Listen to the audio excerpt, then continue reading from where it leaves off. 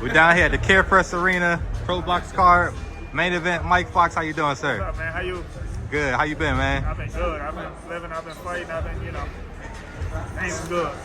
So, talk to us. Have you seen any of the fights tonight? I seen pretty much all of them, man. Shout out to, Derek Scooter Davis. Shout out to Trayvon Marshall, Irvin Fuller. You know what I'm saying? Everybody's looking real sharp. Irvin and Scooter, they got body shot knockouts, man. That's a big thing for young fighters. They, the who's who, and the promoters love a fighter that's going to touch the body like they're supposed to. They showing a lot of in-ring maturity early on in their career, and I think that's gonna make the big names flock to them. Different promoters and everything flock to them. Shout out to Pro Box for giving us the platform. Jordan Roach just got, I believe, I don't know if it was a second round. He just got a stoppage, first or second round stoppage. Yeah, I believe it was the second. Yeah. Can you talk about what did you see from that one? Man, he was good. He started off patient. He's fighting southpaw. He's landing his right hand. Then he started mixing up with looping it, throwing it straight. And then he adjusted the time and started letting combinations go. Flooded the guy with shots. So many shots for him to see. He went down once. Then Jordan comes out, big right hand, big right hook. And then he finishes them off. Same type of combinations in the corner. Dropped him. Got in answers the 10 count the second time. I believe Ben Johnson's coming up. That's a guy that you one of your sparring partners, you spar with and stuff like that. Yeah. Talk about what people can expect from Ben. Man, Ben Johnson hasn't seen a second round in his pro career yet, man. So he's looking to make that statement still be a truth. So he's got everybody likes him. He's got the look. He's got the skills. Everything. I talked to Chris Algieri. He's like, man, I like that kid. And he's fighting on big platforms. It's just good for him, man. I've been saying for a long time, Ben Johnson, Jordan Roach, when they turn pro, it's their turn. So that time is here. It's their turn. Pro Box, they fighting on big cards. Lamar Roach Jr., the older brother of Jordan Roach, Lamar Roach Sr., the father. He's promoting these guys, moving them well. Give me a second. And then main event, we got Jordan Short Dog White taking on Renee Taylor. How you see that fight going? I think Jordan, Terence is very tough. But I think Jordan's going to show. I think he's going to show a high boxing acumen. Terence is tough. He came in a little overweight, but I don't think that's going to be too much for Jordan to handle. He's got power. He's got great boxing skills. He's got the patience to get through 10-round fights and whatnot. So man, everybody on this card, man, is just showing their ass, man, in a good way. Man, Jeffrey Yu as well. He got a W. He looked good. He could look good in his outing too.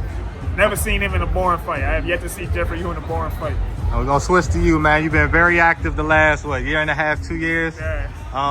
You took a tough fight recently. Was it Sergey Boychuk? Yeah. How did that fight come about? Well, just with that one, I got a call. It was probably the end of March from Tony. Had the offer. They accepted it. They accepted it at 154. I signed a contract at 154. Right after Easter Sunday, they moved it to. They asked us to move the contract to 157. He was having trouble making weight. They said. I said, give me more money and I'll do it. They obliged. Signed that. I get out of town. He's overweight again. So he missed the 57. And he came in at actually 159 and a half. So I got him. I said, man, I'm gonna need some more money if y'all want y'all main event for the night. And I think he was, he's tough, he's strong, he's a lot of things.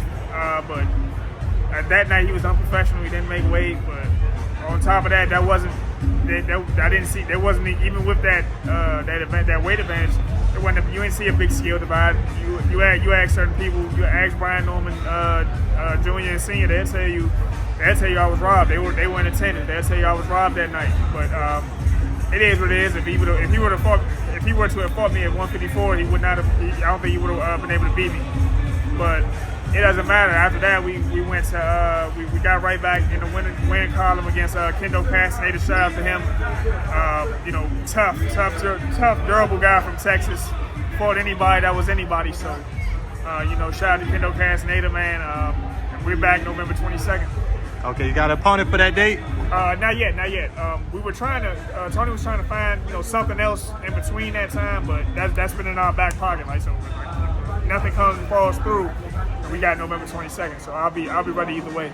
Okay, and then the big fight coming up was it next weekend? I want to say, let me get your prediction and break. Let me get your commentator breakdown. Bud Crawford, Canelo Álvarez. How you see that fight? I want Bud to win. I mean, but they're all weight class for a reason. However, I think it's just interesting. There's a lot of things. Canelo has more fights, so they would say he's got more wear and tear. But Crawford is 3 years older, so that we got to see which gives. You know what I mean? I think that Bud has the skill set required to beat Canelo Álvarez. He still has some good feet under him. He's a good counter puncher. Things like that. Those are things he struggled with. If you watch Canelo when he fought Bivol, when he fought Floyd, and when he fought Lara, all guys that can move their feet, set up counters, and set up hard shots. Those are the things required to beat him. We just got to see if Bud can withstand a shot from Canelo. But I think if he's able to keep him, if he's able to keep Canelo from setting his feet, he has a good chance to to bank some rounds. But like I said, Canelo still has a sizable weight advantage. So I mean, we just got to. I want to see how Bud responds to a couple of his hard punches. The first hard punch he takes is going to kind of decide how this night goes. You know what I mean? I hope boom, he can't brush it off, and make the adjustment.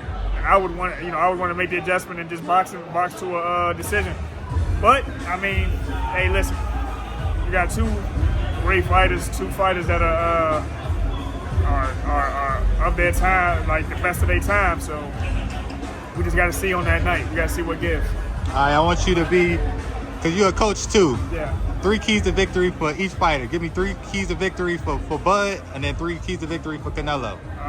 For Canelo, he has to make the ring smaller. Whatever he can do to make the ring smaller. And when he's applying pressure, keep Bud along the ropes, and just try to keep him keep as close to him as you can. Be uncomfortable.